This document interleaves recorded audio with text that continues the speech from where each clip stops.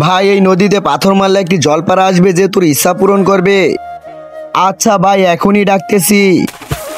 নদীতে পাথর মারলো কে? আমি মেরেছি, আমার ইচ্ছা পূরণ করো। আমি অভিশাপ দিচ্ছি, তুই ড্রাগন হয়ে যা।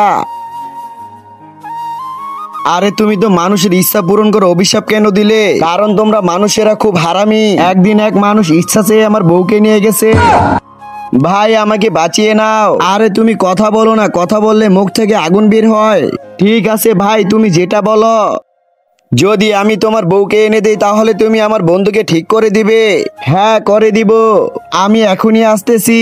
তা দেখার আগে আজকে দেখবো শয়তানকে হারিয়ে কে কে আল্লাহকে ভালোবাসে। যারা আল্লাহকে ভালোবাসে তারা ভিডিওতে একটি লাইক করে চ্যানেলটি অবশ্যই সাবস্ক্রাইব করবা। শয়তানকে ভালোবাসলে লাইক সাবস্ক্রাইব কিছুই করতে হবে না, আর কমেন্টে আল্লাহর নামটি লিখে যাও।